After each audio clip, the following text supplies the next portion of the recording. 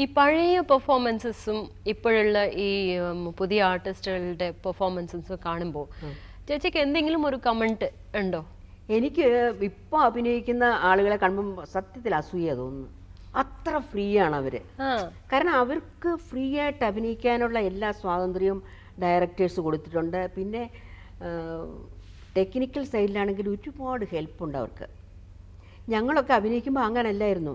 ഈ പഴയ സ്റ്റോറികളൊക്കെ എടുത്ത്, അതായത് ബുക്കുകളിൽ വരുന്ന കഥകളെടുത്ത് അത് സ്ക്രിപ്റ്റായിട്ട് ആക്കിയിട്ട് അതിൽ നിന്ന് ഒരു വാക്ക് നമ്മൾ മാറ്റി പറയാൻ ഒരു ഡയറക്ടേഴ്സ് സമ്മതിക്കില്ല, ഒരു റൈറ്ററും സമ്മതിക്കില്ല. അതുപോലെ തന്നെ ഈ മൈക്ക് എന്ന് പറഞ്ഞ സാധനം ഇന്ന് എവിടെ വേണമെങ്കിൽ വെച്ച് എങ്ങനെ വേണമെങ്കിൽ സംസാരിക്കാം. പണ്ട് ഞങ്ങളുടെ തലയുടെ മുകളിലാണ് തൂങ്ങിക്കിടക്കുന്ന ഈ മൈക്ക്. അത് ഒരു കമ്പി ഇങ്ങനെ കൊണ്ടുവരും, ഒരു ബൂം അത് കമ്പിലിങ്ങനെ തൂക്കി അവിടെ ഇടും. നമ്മൾ അറിയാതെ ആ ഒരു ഏരിയ വിട്ട് അങ്ങോട്ടോ ഇങ്ങോട്ടോ പോയാൽ ശബ്ദം കിട്ടുകയില്ല. അതുമല്ല, ഈ അറിയാതെ മൈക്കിൻ്റെ ആ കമ്പ് ഒന്ന് താന്നു കഴിഞ്ഞാൽ റീടേക്ക്.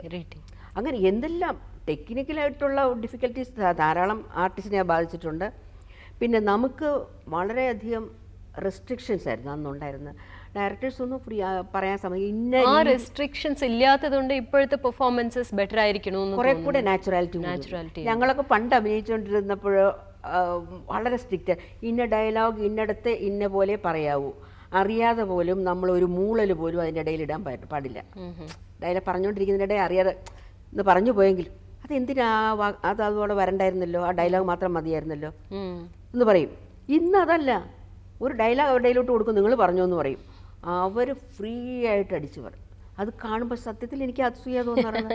എന്ത് സ്വാതന്ത്ര്യം അവർക്കൊക്കെ, ആ മൂവ്മെൻറ്റ്സിന് എല്ലാത്തിനും. ഞങ്ങളൊക്കെ പിടിച്ച് കെട്ടിയിരുത്തുന്ന മാതിരിയൊക്കെ അല്ലേ, അങ്ങോട്ട് ആ വര, ആ ഒരു വര ഇട്ട് തരും, മാർക്ക് ഇട്ട് തരും. ഈ വര നിന്ന് അങ്ങോട്ട് പോരുത്, അവിടെ നിന്ന് അങ്ങോട്ട് പോരുത്, അങ്ങോട്ട് പോയാൽ സൗണ്ട് കിട്ടുകയില്ല, അവിടെ പോയാൽ ലൈറ്റ് കിട്ടുകയില്ല. ഇങ്ങനെ പലത് ഇൻസ്ട്രക്ഷൻ നമുക്ക് തന്നിട്ടായിരിക്കും നമ്മളെ ഇരുത്തുന്നത് അല്ലെ നടത്തുന്നത്. ഇതെല്ലാം നമ്മുടെ മനസ്സിൽ കാണും. അതുകൊണ്ട് നമ്മൾ ഓരോന്ന് ചെയ്യുമ്പോഴും അയ്യോ അവിടെ ലൈറ്റ് പോയോ അല്ലെങ്കിൽ അവിടെ പോയോ എന്നുള്ള ആ തോന്നലോടുകൂടിയായിരിക്കും നമ്മൾ അഭിനയിക്കുന്നത്. പിന്നെ അങ്ങ് അഭിനയിച്ചു പോകുന്നു. ഇപ്പൊ ചിലരുടെ പേര് ഞാൻ പറയും, ഉടനെ ചേച്ചിക്ക് മനസ്സിൽ എന്താ തോന്നുന്നത് വെച്ചാൽ ഒരു വാക്കിൽ പറയാൻ പറ്റുമെങ്കിൽ പറയൂ, അല്ലെങ്കിൽ it can be A sentence also. നോക്കാം. സത്യം മാസ്റ്റർ. സത്യം മാസ്റ്റർ എന്ന് പറഞ്ഞാൽ അജയ്യനായിട്ടുള്ള ഒരു ആർട്ടിസ്റ്റാണ്. ആ കാലത്തും നാച്ചുറലായിട്ട് അഭിനയിച്ചിരുന്ന ഒരു ആർട്ടിസ്റ്റാണ്. പിന്നെ സൗണ്ട് കൊണ്ടും അഭിനയം കൊണ്ടും എല്ലാം കൊണ്ടും തികഞ്ഞ ഒരു പുരുഷൻ എന്ന് പറയത്തില്ലേ, അദ്ദേഹം അങ്ങനെ ഒരു വ്യക്തിയായിരുന്നു. കൊട്ടാരക്കര ശ്രീധരൻ നായർ. കൊട്ടാരക്കരച്ചൻ്റെ ശബ്ദം നമുക്ക് മുഴങ്ങുന്ന ശബ്ദം, അതായത് ഇടി വെട്ടുമ്പോഴുള്ള ഒരു ശബ്ദമില്ലേ, ആ ശബ്ദത്തിൻ്റെ ഒരു ഗാംഭീര്യത അത് മറ്റൊരു ആർട്ടിസ്റ്റിനും കിട്ടിയിട്ടുണ്ടെന്ന് എനിക്ക് തോന്നുന്നില്ല. പ്രേം നസീർ. പ്രേം നസീറിനെ പറ്റി പറയാൻ 1000 നാക്ക് വേണമെന്ന് പറഞ്ഞ മാതിരി അദ്ദേഹത്തിൻ്റെ അഭിനയത്തെക്കാൾ കൂടുതൽ ഞങ്ങളെല്ലാം ഒരുമിച്ച് വർക്ക് ചെയ്തിരുന്ന ആ ഒരു സുഖമാണ് ഇന്നും മനസ്സിൽ നിൽക്കുന്നത്. അത്ര ഒരു എന്താ, എനിക്കതിനൊരു വാക്ക് പറയാനില്ല, അത്ര ഒരു നല്ല മനുഷ്യൻ മധു സാർ കുറെ കൂടെ ഒരു കാരണവരായിട്ടുള്ള ഒരു മാസ്റ്റർ മാതിരിയും കുറച്ചുകൂടെ ഒരു ഇരുത്തം വന്ന ഒരു സ്വഭാവക്കാരനായിരുന്നു. അമരീഷ് പുരി.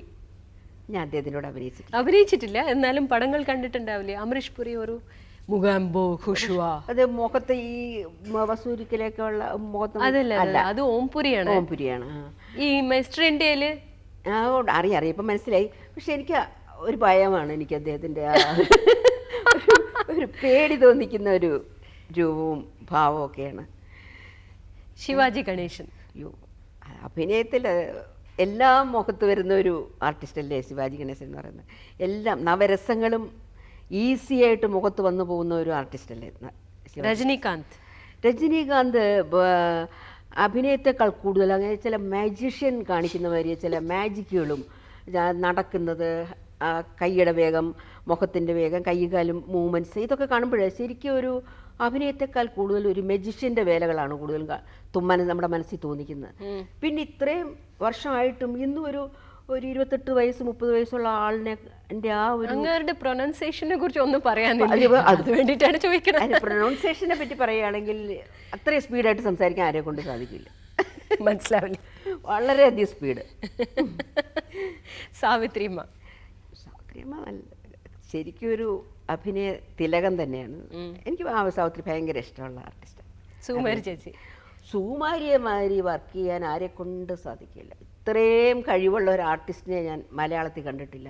ഏത് വേഷം, ഏത് ഭാവം, ഏത് സ്ഥലം, എങ്ങനെയൊക്കെ വേണം, അതൊരു തികഞ്ഞ ഒരു നടി. അതുപോലെ ഒരു നടിക്ക് എനിക്ക് തോന്നുന്നില്ല ഈ കാലഘട്ടത്തിൽ അങ്ങനെ ഒരു നടിയുണ്ടെന്ന് തോന്നുന്നില്ല.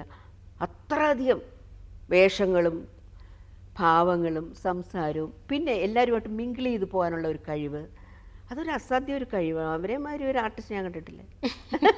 സത്യം. മഞ്ജു വാര്യർ. മഞ്ജു വാര്യരായിട്ട് ഞാൻ അഭിനയിച്ചിട്ടില്ല. കണ്ടിട്ടില്ലേ? പടങ്ങൾ കണ്ടിട്ടില്ല? കണ്ടിട്ടുണ്ട്. നല്ല ആർട്ടിസ്റ്റാണ്, നല്ല അഭിനയ കഴിവുള്ള ഒരു ആർട്ടിസ്റ്റാണ്. അഭിനയത്തെ പറ്റി മാത്രമേ പറയാനൊക്കത്തുള്ളൂ. ഈ മറ്റ് നമ്മുടെ കൂടെ അഭിനയിച്ചവരുടെ സ്വഭാവങ്ങളും പെരുമാറ്റങ്ങളും എല്ലാം നമുക്ക് പറയാൻ സാധിക്കും. സിനിമയിൽ ഇങ്ങനെ അഭിനയം മാത്രം കണ്ടിട്ട് അവരുടെ അഭിനയം എന്ന് പറയാനൊക്കെയുള്ളൂ.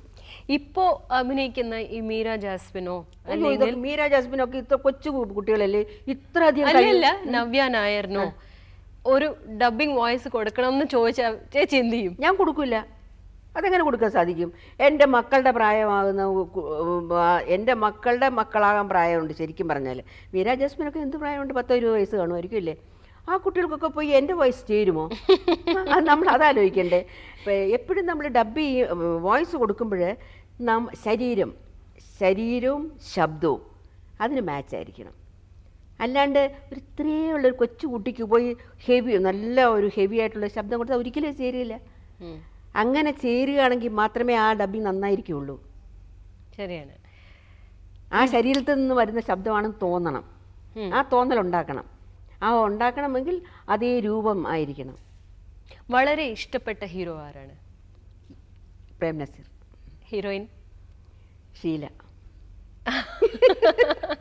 ഞങ്ങൾ അഭിനയിച്ചപ്പോൾ ഉള്ള ആളുകളല്ലേ എനിക്ക് പറയാനൊക്കെ ഉള്ളൂ. ഇപ്പോൾ ഉള്ളവരെ പറഞ്ഞിട്ടത് ഇപ്പോൾ ഉള്ളവരെ പറയാൻ വേണമെങ്കിൽ ഇപ്പോൾ ഉള്ള ഹീറോയിൻസ് എത്ര പേരുണ്ട്? അന്നത്തെ വളരെ കുറച്ചേ ആളുകളുണ്ടായിരുന്നുള്ളൂ. ഇനിയുള്ള തലമുറയ്ക്ക് ഇപ്പോൾ ഉള്ള ഡബ്ബിംഗ് ആർട്ടിസ്റ്റിനോ പറയാനുള്ളത് എന്താണ്? നമ്മൾ എന്തിനാണ് ഇതൊക്കെ പറയുന്നത്? ഉപദേശിച്ചിട്ട് വല്ല കാര്യമുണ്ട്? ഞാൻ ഇപ്പം പറയാനുള്ളത് എന്താണെന്ന് എല്ലാവരും ചോദിക്കുന്നുണ്ട്. നമ്മൾ എന്തിനായി ഉപദേശിക്കുന്നത്? ഉപദേശം ആർക്കെങ്കിലും ഇഷ്ടമാണോ? എന്നെ ഉപദേശിച്ചാൽ എനിക്കിഷ്ടമല്ല. അതുപോലെ തന്നെ നമ്മുടെ മക്കളെ ഉപദേശിച്ചാൽ അവർക്ക് ഇഷ്ടമല്ല. അങ്ങനെ വരുമ്പോൾ സ്വതന്ത്രമായിട്ട് ജീവിക്കുന്ന ഈ ആർട്ടിസ്റ്റുകളെ നമ്മൾ ഉപദേശിക്കാൻ ആരാ? അവരെ നമ്മൾ എന്ത് പറഞ്ഞാലും അവരുടെ മനസ്സിൽ എന്തു തോന്നുന്നോ അത് മാത്രമേ അവർ പ്രവർത്തിക്കുകയുള്ളൂ. അങ്ങനെ ഇരിക്കുമ്പോൾ ആവശ്യമില്ലാത്തൊരു ഉപദേശം കൊടുത്ത് ഒരു ശത്രുത ഞാൻ കൈയെടുക്കണോ? ശരി. സിനിമയിൽ വന്നത് അബദ്ധമായിപ്പോയി